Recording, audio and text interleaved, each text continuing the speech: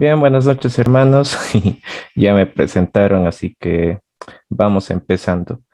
Lo que vamos a tratar hoy día, así a manera de una pequeña síntesis, es lo que dice el padre Fray Antonio Rollo Marín, ¿no? Justamente, no es que tenga diapositivas hechas, en realidad suelo desarrollarlas mientras hago el tema, ¿no? De paso para que ustedes también lo puedan ver de forma conjunta. Lo que vamos a ver es la doctrina mística de la iglesia, porque la doctrina de San Juan de la Cruz, como seguramente algunos saben, San Juan de la Cruz es un doctor de la iglesia y es quizá el santo que más ha desarrollado el tema místico. Por tanto, lo que San Juan de la Cruz expone, voy a poner algunos datos sobre él, es la doctrina de la iglesia, es la doctrina mística de la iglesia. El tema de hoy se basa en eso, se basa en la espiritualidad y de qué manera nos propone San Juan de la Cruz o incluso cómo describe él lo que vamos a llamar las edades del alma. Oh, estarán preguntándose, ¿el alma tiene edad? No que el alma al llegar al cielo se vuelve eterna y etcétera. Lo que dice San Juan de la Cruz, por ejemplo, es que el alma, más que tener una edad, pasa por diversos procesos. Y dentro de esos procesos hay un proceso en especial que se denomina la noche. Por eso, San Juan de la Cruz, dentro de la doctrina que maneja en los libros, que voy a dar a continuación para que lo puedan revisar o buscar si es que el tema les llega a apasionar, describe cómo son las noches, qué sucede en estas noches que pasa el alma. Por eso la charla también se llama Entre el monte y la noche, porque es un ascenso del alma hacia lo desconocido. Vamos a ver justamente. Entonces, la doctrina mística de San Juan de la Cruz viene a ser la doctrina de la iglesia. No estamos hablando de espiritualidad carmelita, estamos hablando de la espiritualidad de la iglesia católica. ¿Ya? En ese sentido, vamos a conocer un poquito a San Juan de la Cruz y luego entramos directamente en materia. San Juan de la Cruz, bastante pequeño, San Juan de la Cruz, según nos cuentan los biógrafos, tan solo medía 1,54 centímetros, bastante pequeñito, ¿no? Bastante pequeñito. Además, era natural de España, y nació en el año 1542, su nacimiento, ¿no? Hace mucho tiempo, a mediados del siglo XVI. Junto con Santa Teresa de Jesús se le conoce como el reformador del Carmelo. Es el reformador del Carmelo, fundador de lo que sería actualmente, el símbolo está aquí, justamente del Carmelo descalzo, ¿no? Lo que ahora se conoce como el Carmelo descalzo. ¿Junto con quién? Con Santa Teresa de Jesús, que también es una doctora de la iglesia, ¿no? Ahora, lo interesante, los libros. ¿Cuáles son los libros de San Juan de la Cruz?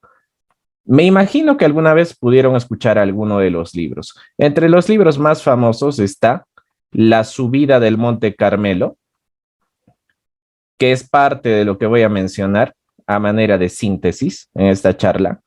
La subida del Monte Carmelo. También está este libro famoso, del cual también muchos han sacado muchas canciones, La Noche Oscura. Está también el Cántico Espiritual, que es de su autoría, y La Llama de Amor Viva, ¿no? Ahora, uno se puede preguntar y puede decir, bueno, estos libros no tienen ninguna relación entre sí. En realidad, sí tienen una relación, y eso es lo que vamos a desarrollar ahora, ¿ya? Pero solamente yo me voy a centrar en los dos primeros, en la subida del Monte Carmelo y en la Noche Oscura, porque esos son los que son motivo de esta breve síntesis y de esta charla. Primero, vamos a empezar diciendo, nosotros como seres humanos tenemos un cuerpo, pero también contamos con algo que se llama alma. Ustedes saben, ustedes saben que el cuerpo pasa por diferentes procesos de desarrollo y crecimiento. ¿no? Por ejemplo, nacemos, vamos creciendo, pasamos por una niñez, pasamos por una adolescencia, luego pasamos por una etapa adulta y finalmente una etapa ya de vejez. En el alma pasa algo muy similar, es decir, y esa es la primera idea que tienen que llevarse esta noche. El alma también tiene un proceso. No es un proceso cualquiera, es un proceso de crecimiento. Así como nuestro cuerpo crece, nuestra alma también debe pasar por un proceso de crecimiento. ¿Ya? Ahora, ese proceso, obviamente, cuenta con etapas. San Juan de la Cruz en los libros considera que existen 5 etapas de esta suerte de crecimiento espiritual. Y yo estoy seguro que al menos la primera etapa, si no es la segunda también, ya la hemos pasado en algún momento de nuestras vidas.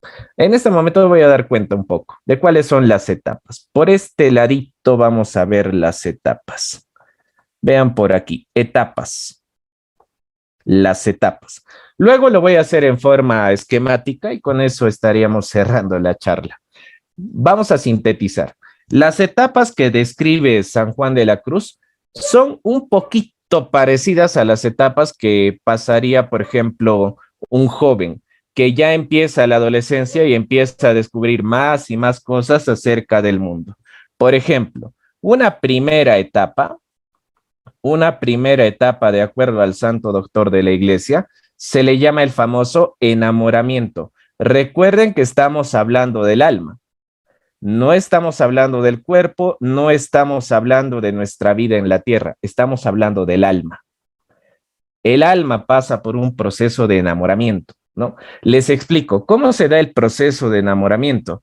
Seguramente les ha sucedido que cuando ustedes han pasado por una primera conversión, por una primera metanoia, cuando han pasado por una primera conversión, empezaron a realizar labor pastoral, ¿no? O sea, en otras palabras, cuando empezaron a acercarse a la iglesia, muchos de ustedes, yo me incluyo también, hemos pasado por una etapa donde queríamos hacer de todo. Queríamos hacer catequesis, queríamos inmiscuirnos más en el tema de iglesia, queríamos seguir aprendiendo de la doctrina, hemos buscado charlas, a lo mejor hasta hemos dado charlas, si es que Dios nos concedió el don, y demás cosas. Esa es la etapa del enamoramiento. Esa es la etapa del enamoramiento.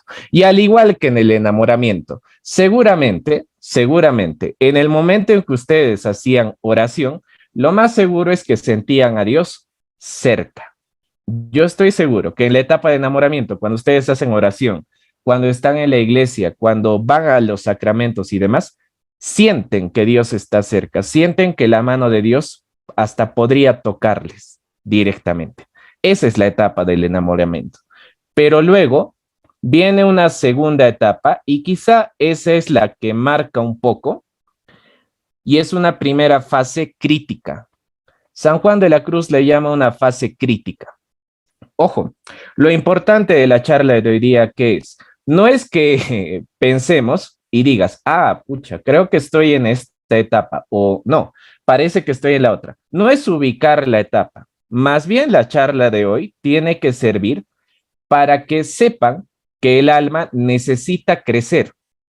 Si no somos conscientes de que el alma necesita crecer, entonces la charla de hoy va a caer en un saco roto. La charla de hoy sirve para eso. El alma necesita crecer, ¿ya? Esa es la idea central. La segunda etapa es como una primera noche oscura. Se llama la noche de los sentidos. Vamos a dejarle el nombre. En la siguiente pantalla ya vamos a desarrollar los temas. Una tercera etapa.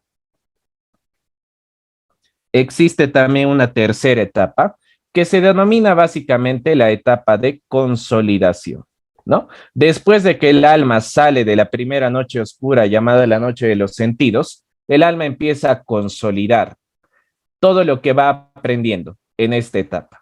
Vamos a sintetizar esta parte. ¿Qué significa la noche de los sentidos? De momento, pongámosle purificación. Es una purificación. Luego les explico más o menos en qué consiste, qué trata y qué es lo que hace Dios en nuestras almas en esa etapa. Luego, Viene una cuarta etapa que a lo mejor es la etapa más crítica, algunos incluso le llaman la etapa insufrible, que se va a denominar la famosa Noche del Espíritu. No sé si alguna vez escucharon este término cuando se hablaban de santos como por ejemplo Santa Teresa del Niño Jesús o por ejemplo de la Madre Teresa de Calcuta. Ambas personas han pasado por la Noche del Espíritu. Les adelanto, ¿en qué consiste la Noche del Espíritu? La Noche del Espíritu consiste en que la persona no es capaz de sentir a Dios. Es más, en la noche del Espíritu, Dios está tan ausente que las personas empiezan a pensar que Él no existe. Incluso, y creo que eso aparece en los libros de Santa Teresa de Jesús, en La historia de un alma, que es un libro clásico de espiritualidad. Incluso la doctora de la iglesia dice, me siento atea, parece que Dios no existe. Porque lo busco y no lo encuentro. Voy a misa, no siento a Dios. Rezo, no siento a Dios. Ayuda al prójimo, no siento a Dios. Es como si Dios no existiera y como si todo lo que yo he vivido fuera una mentira. Esa es la noche del espíritu. Es más, es más, para los que pueden estar pensando, bueno, solo es una noche. En realidad, las noches oscuras, de acuerdo a lo que va a decir San Juan de la Cruz, pueden durar incluso toda la vida, años. No es una cosa de semanas, no es una cosa de días, aunque a veces depende de Dios, pero generalmente dura años.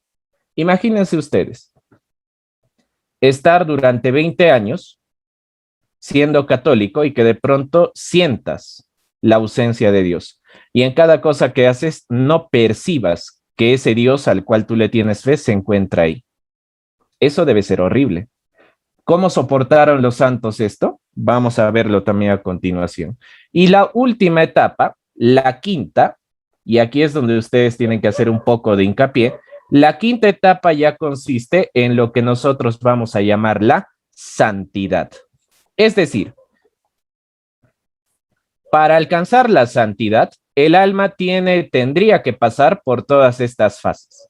Ahora, ¿depende del alma solamente? En realidad, no. Vamos a poner por acá un poco de doctrina, un poquito de doctrina que aparece en el catecismo y que también está en algunos escritos de teología. Un poquito de doctrina, por ejemplo, sobre lo que son las virtudes. ¿Ya? Vamos a aprender un poco. Cuando ustedes lean la palabra infuso o infusa, se refiere a que es Dios quien obra. Por ejemplo, las virtudes teologales, como sería la caridad, la fe y la esperanza, ¿en qué basan su doctrina? ¿Cómo funcionan las virtudes teologales? Son virtudes infusas. ¿Por qué? Porque es Dios quien obra en ellas. Es decir, el único que te puede dar esperanza es Dios. El único que te puede dar fe es Dios. El único que te puede brindar caridad es Dios. Un poquito contrario a lo que hemos aprendido, ¿no? Por ejemplo, nos dicen, tú debes tener fe. Ese es un poco erróneo, porque en realidad, si uno revisa bien lo que dice el catecismo y lo que dicen los libros de teología, la fe es algo que viene de Dios y es solo Dios el que concede la fe a quien Él quiere. Dios no le da fe, no le puede dar fe a aquel que no pide fe. Dios no le puede dar caridad a aquella persona que no pide caridad. Dios no le puede dar esperanza a una persona que no pide esperanza. Por eso, recuerda las palabras de Jesús también cuando habla con los apóstoles. Si pides, se te da. Pero si no pides, ¿qué te podemos dar? Esa es la lógica. Esa siempre ha sido la lógica.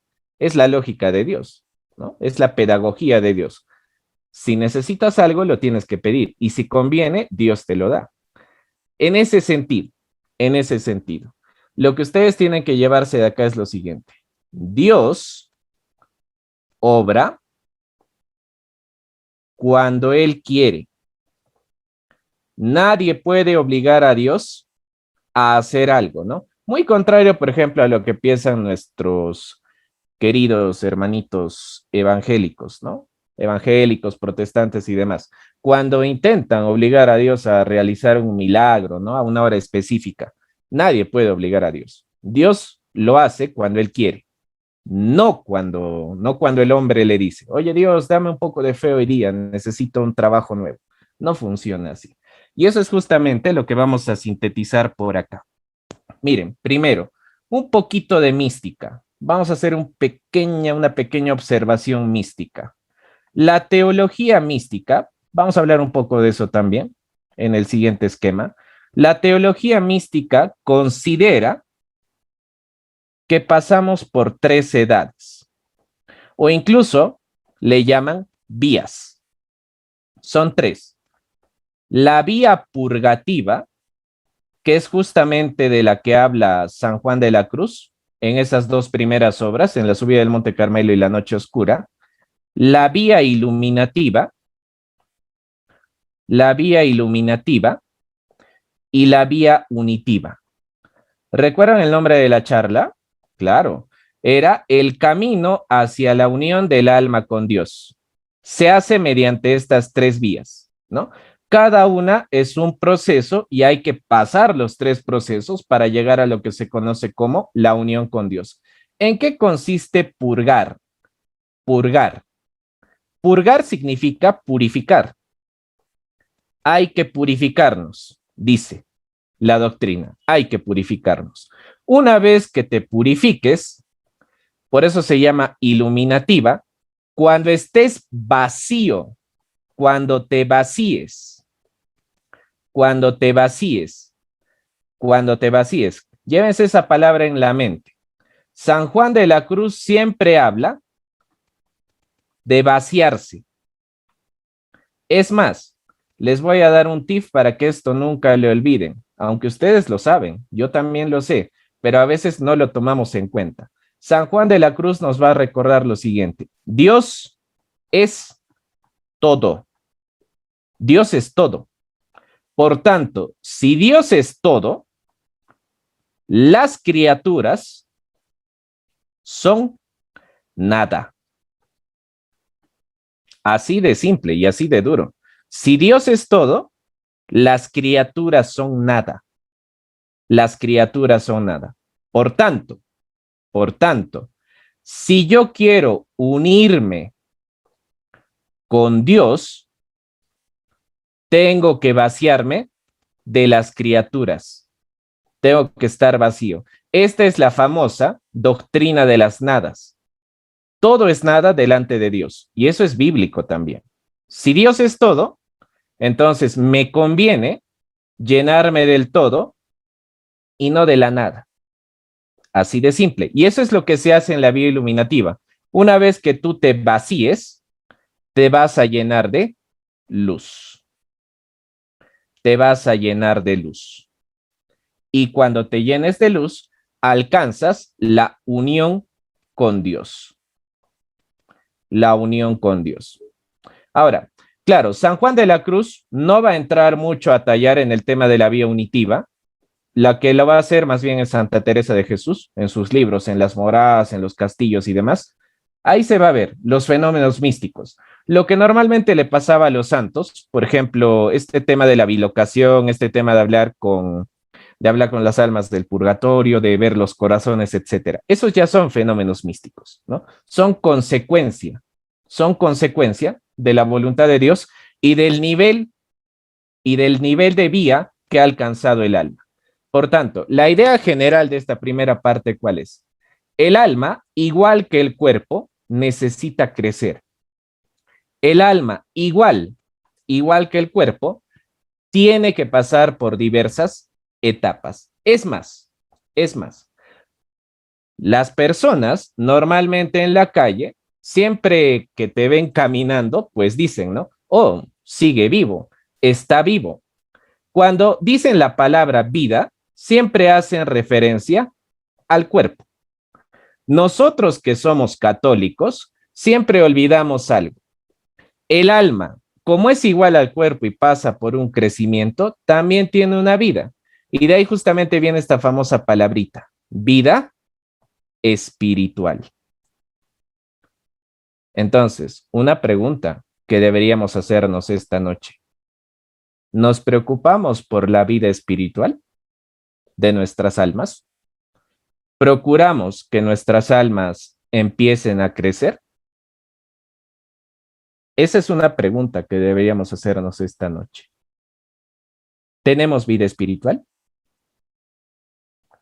¿Estamos preocupándonos por purificarnos y llenarnos de Dios, que es el todo, y no apegarnos a las criaturas que en realidad son nada? Vamos a ver, vamos a ver.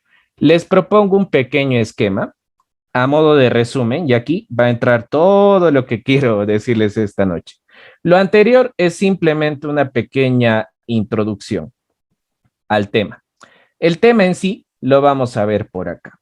Miren, vamos a volver un poquito a colegio, vamos a poner un gráfico. Yo sé que a muchos no les gusta la matemática, no es que también me guste demasiado, pero es necesario.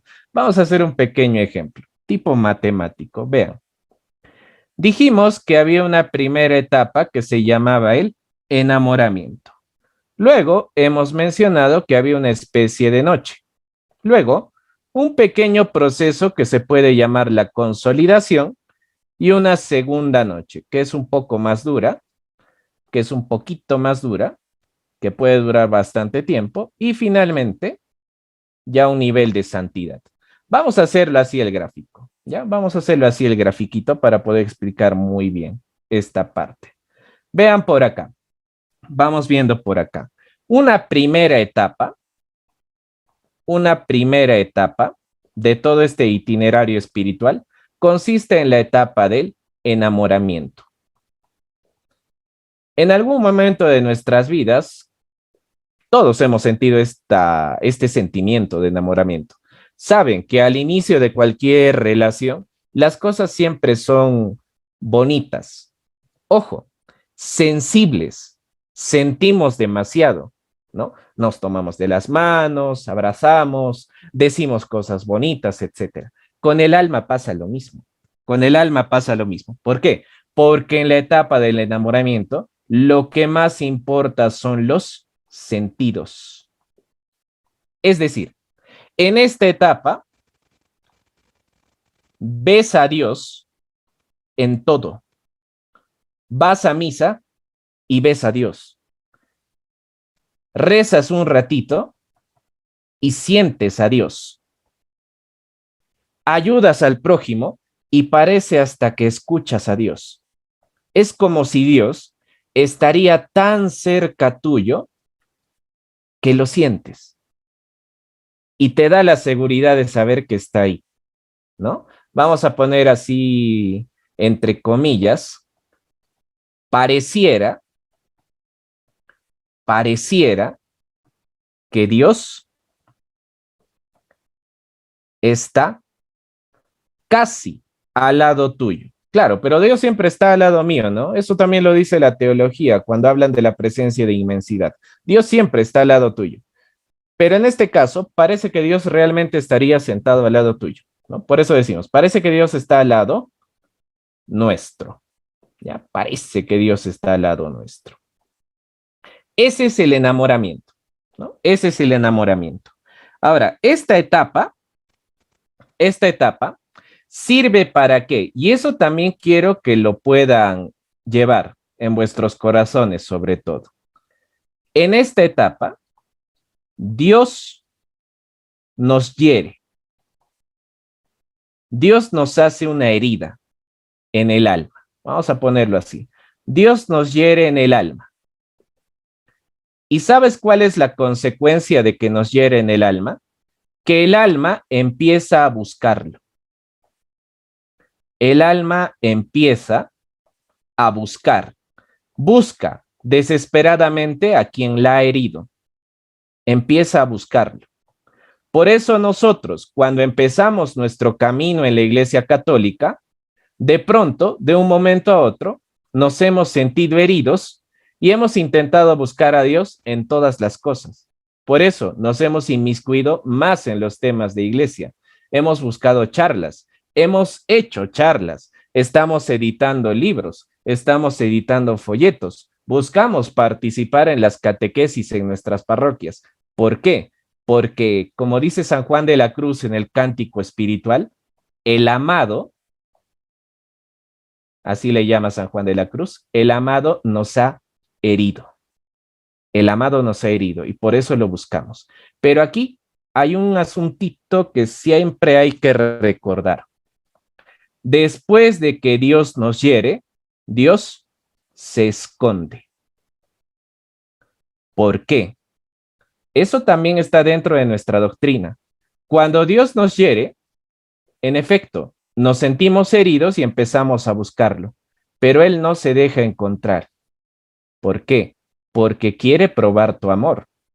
Qué fácil sería que Dios estuviera siempre a tu alcance y nosotros como seres humanos imperfectos que somos, al saber que está siempre a nuestro alcance, ya no nos preocupa perderlo. Sabemos que está ahí y lo dejamos de lado. Pero Dios no quiere ese tipo de amor. Dios quiere que nosotros lo amemos aún en la ausencia. Es por eso que se esconde, porque Dios tiene como premisa el amor se sobrepone a la ausencia. Aún, aún cuando no esté, aún cuando esté ausente Dios, nosotros debemos seguir amándolo.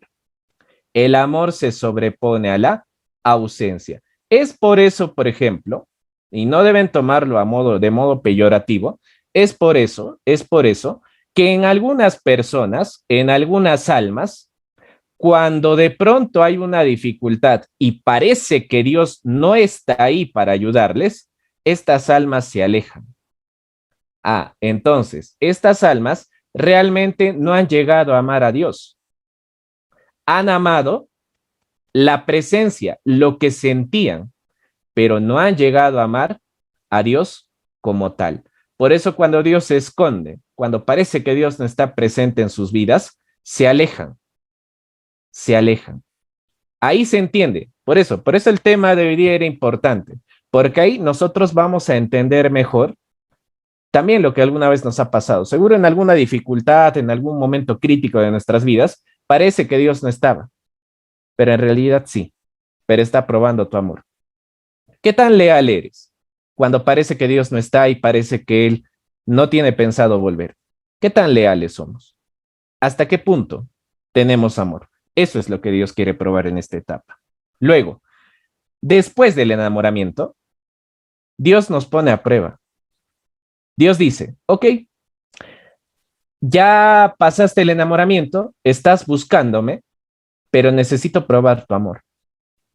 Así que pasamos a una segunda etapa. La segunda etapa es la famosa noche del sentido. Es la primera noche oscura, la noche del sentido. ¿Qué hace Dios con nosotros en la noche del sentido? Lo primero que ustedes tienen que recordar aquí es que Dios se esconde. Aparentemente, Dios se ha escondido. Dios ya no está.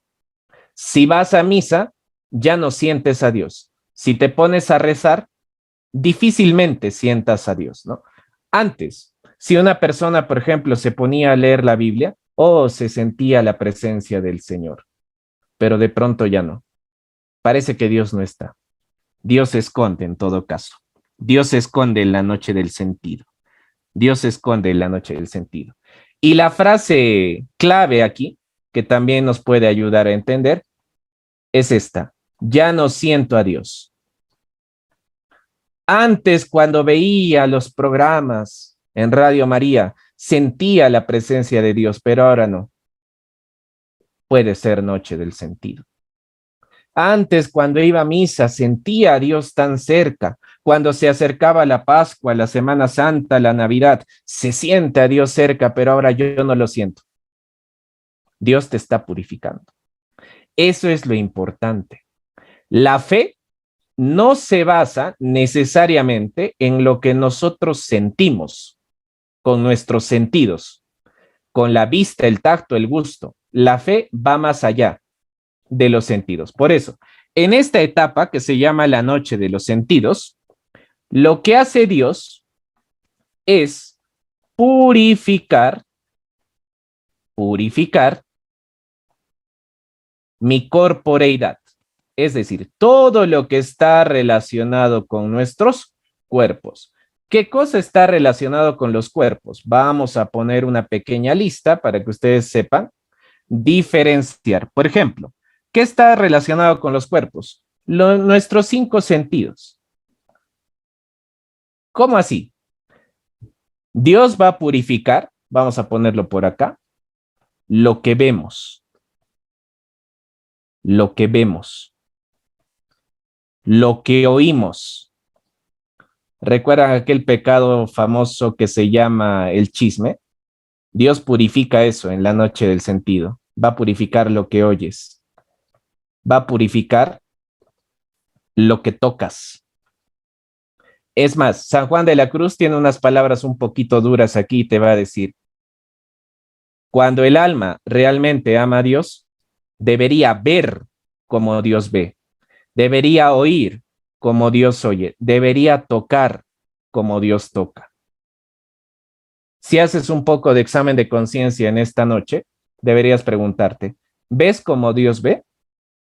¿Oyes como Dios oiría? ¿Tocas como Dios tocaría? Lo que gusto, ¿gustas como Dios gusta? Etcétera. Por eso, la doctrina de San Juan de la Cruz, claro, aparentemente puede parecer un poco elevada, realmente es elevada, pero tiene sentido. En otras palabras, ¿para qué sirven las noches? Para hacernos, como diría este libro famoso, imitación de Cristo, pero verdadera imitación de Cristo, verdadera. Imitar a Cristo no solamente en la cuestión doctrinal, sino también en la cuestión en la vida espiritual, que es lo que estamos viendo acá, ¿ya? La vida espiritual, los procesos, las etapas que tiene que pasar aquello que nosotros estamos llamando el alma. Ahora, además de los sentidos, ¿qué cosa más podemos indicar por acá? La imaginación. La imaginación. Y aquí el santo doctor de la iglesia te va a decir, ¿imaginas como Dios imaginaría? ¿Qué tan purificada está nuestra imaginación? ¿En qué piensas en tus momentos libres? ¿En qué piensas en tus ratos de ocio? Imaginación, la fantasía, la fantasía. ¿Tus fantasías son conformes a Dios? ¿Sí? ¿No? Esa es la pregunta que te va a hacer el santo doctor de la iglesia.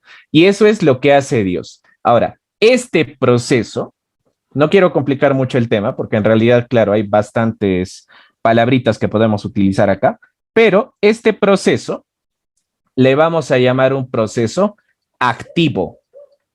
Activo. ¿Por qué? Porque es el alma quien la ejecuta. Es el alma quien ejecuta las purificaciones en la noche del sentido. Es el alma. Ahora, les doy un pequeño tip, por eso también elegí el tema de una iglesia en la portada. La noche del sentido, si ustedes quieren relacionar cuál es el objetivo, o sea, qué es lo que está buscando Dios con nuestras almas en la noche del sentido. ¿Saben qué es lo que está buscando? Está buscando algo muy similar a lo que fue la encarnación. No, vamos a ser otros Cristos, eso es herejía. No, para nada. No estoy diciendo eso. El objetivo es muy similar a lo que sería la encarnación. ¿Cómo así? Dios lo que quiere es que nuestros cuerpos se purifiquen de tal modo, que puedan actuar de manera conjunta con nuestras almas. ¿Dónde podemos ver eso? ¿Dónde se ve específicamente ese asunto? En la liturgia. Por ejemplo, en la liturgia, eso también está en los manuales litúrgicos antiguos, esa máxima, dice, el cuerpo ora con el alma. Cuando nosotros hacemos la genuflexión, cuando hacemos una inclinación de cabeza, ¿no son nuestros cuerpos los que ejecutan esas acciones? Claro, y lo ejecutan de manera conjunta con el alma. En la liturgia, en la Santa Misa, por ejemplo, ustedes pueden ver aquel objetivo que Dios busca con la noche del sentido.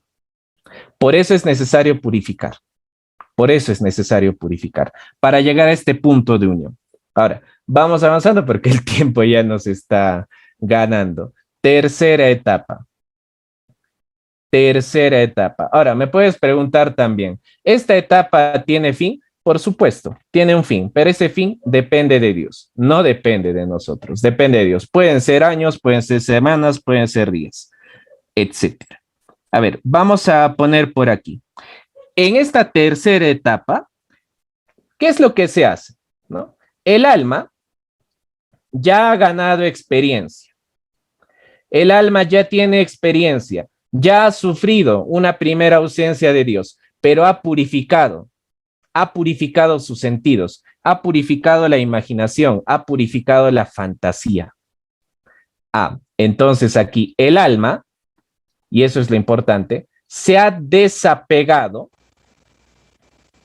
de las criaturas. Ahora, esto, como diría el padre Antonio Arroyo Marín, no lo deben entender del modo extremo. Por ejemplo, en el modo extremo, si yo les digo desapego de las criaturas, ahorita vas a tu casa y le dices a tu esposa, ¿sabes qué? Nos divorciamos. ¿Por qué? Porque un joven en la charla que tuve hace 2 minutos dijo que debo desapegarme de las criaturas. Tú eres criatura, por tanto me voy. No funciona así.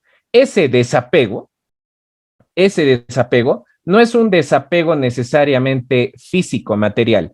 En realidad lo que Dios quiere es un desapego desde el corazón. Es un desapego desde el corazón. El corazón, por eso se utiliza esa famosa palabra metanoia, el corazón es el que tiene que convertirse, tiene que apegarse al todo. Es imposible en esta vida que nosotros podamos desapegarnos materialmente de todo. Es imposible, ¿no? Ni siquiera los cartujos, y ese también es otro dato, San Juan de la Cruz iba a ser cartujo, hasta que se encontró con Santa Teresa que lo convenció de no ser cartujo. Ni siquiera los cartujos llegan a ese nivel, ¿no? De desapego total, porque no se puede, es imposible. Así que lo que Dios de buena manera nos pide que es desapega tus afectos y que tu corazón sea el que esté unido a Dios, no a las criaturas. ¿Con eso a qué me refiero? Que si vas a faltar a misa por ver el partido, ¿dónde está tu apego? En las criaturas. ¿Dónde está tu corazón? En las criaturas. Que si de pronto no vas a querer que tu hijo haga catequesis, ¿por qué? Bueno, porque a lo mejor tus amigos no lo hacen, respeto humano, y tú tampoco quieres. Estás apegado a las criaturas. No estás apegado a Dios. Eso es lo que busca. Y finalmente, ya para ir cerrando un poquito la charla por las cuestiones de tiempo, la cuarta etapa. La quinta, bueno, quizás si es que se da la posibilidad, la podemos hacer en otro momento, la quinta, porque la quinta ya está en otros libros. La quinta etapa ya es la noche quizás más dura. Les voy a contar algunas anécdotas de los santos y con eso vamos cerrando la charlita. Es la noche del espíritu. La noche del espíritu. Es la noche más dura, es la noche más difícil de pasar. Pero hay un detalle, y es quizás el detalle que nos puede generar más problema. La noche del espíritu solo depende de Dios. Solo depende de Dios. No solo la duración, no solo la duración, sino también las obras. En la noche del espíritu, el único que es capaz de conducir al alma es Dios. Es el único que es capaz. Ahora, en esta noche del espíritu, es como si Dios, entre comillas, es como si Dios no existiera. Si aquí parecía que Dios se escondía, aquí es como si no existiera. Es como si toda la fe que hemos tenido fuera en un Dios que realmente al final de cuentas no existía, ¿no? Es como Jesús dijo, y eso también les quería mencionar, es como cuando Jesús estaba en la cruz y decía, Dios mío, ¿por qué me has abandonado? Aquí pasa algo similar. Es como si Dios nos hubiera, es como si Dios nos hubiera abandonado. Parece que Dios nos ha abandonado. Parece, parece. Testimonios de la noche del Espíritu. Testimonios. Por ejemplo, Santa Teresita del Niño Jesús. Santa Teresita del Niño Jesús, en el famoso libro Historia de un alma, que les recomiendo leer, bastante recomendado, ella dice en uno de sus, es una autobiografía prácticamente, dice en una de sus cartas, me siento atea. Santa Teresita de Jesús, la santa doctora de la iglesia, cuando está pasando la noche del Espíritu, dice, me siento atea. Dios no está, no lo siento, no aparece por ningún lado, se siente atea. Imaginen llegar a ese nivel. Por eso, San Juan de la Cruz le llama crisis. Son crisis. Pero ¿para qué están las crisis? Nuevamente, purificarte. Purificarte. Todo es para purificarte. Todo lo hace Dios. Y ojo, como dijo el padre Javier, me parece en algunas charlas hace algunas semanas, Dios no es comunista. Por tanto, Dios no tiene el mismo proceso para todas las almas. No todas las almas van a llegar a la noche del sentido. No todas las almas van a llegar a la noche del espíritu. Todo depende de Dios. Todo depende de Dios. Dios no es comunista. No todos vamos a alcanzar el mismo grado de santidad. Hay grados de santidad, pero no todos vamos a alcanzar el mismo. Miren, finalmente, para ya ir cerrando un poco el tema. ¿Qué cosas se purifican en la noche del espíritu? Dos últimas cosas que ya son características más propias del alma. Por ejemplo, la razón. La razón se purifica en esta etapa. Y también se purifica lo que vamos a conocer como el entendimiento. ¿Recuerdan las potencias del alma? Claro, recordamos las potencias del alma. La razón, el entendimiento, la memoria y la voluntad. Todo esto se va purificando en la noche del espíritu. Todo esto. Es más, el padre José Antonio Fortea, en la Suma Demoníaca, en este pequeño tratado de demonología, cuando habla de la noche del espíritu, también menciona, y da un poco de miedo, que a veces Dios toma esto como una prueba y le permite incluso al demonio, le permite tentarnos casi al nivel en el cual tentó a Job. ¿Recuerdan a Job? Claro. Imagínate el siguiente escenario.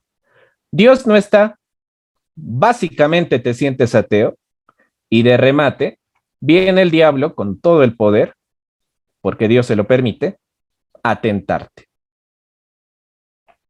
Y generalmente, eso también es parte de la doctrina, generalmente esto, ¿cuándo pasa?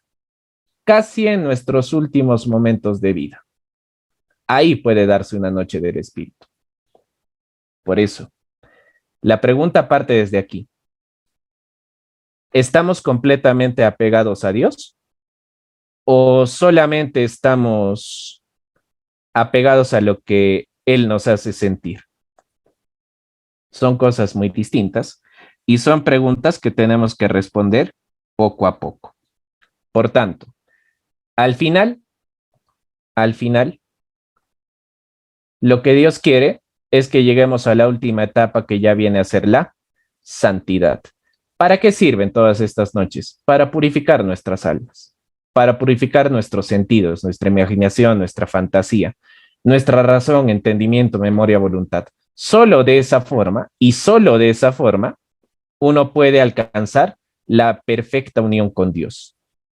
Y si Dios es el todo, como dice San Juan de la Cruz, entonces vale la pena empezar a purgarnos de los demás. Nuevamente, no significa que vayamos y empecemos pues a a botar nuestras pertenencias, a regalar nuestras casas, etcétera. Lo que significa es que nuestro corazón no debe estar apegado a esas cosas. Solo así vamos a alcanzar a Dios, vamos a unirnos con Él. Esa pequeña palabrita que se suele utilizar también y lo utiliza el catecismo, la famosa deificación, ¿no? Esta suerte de unión con Dios que también se da en el momento en que nosotros comulgamos. Ese es nuestro fin.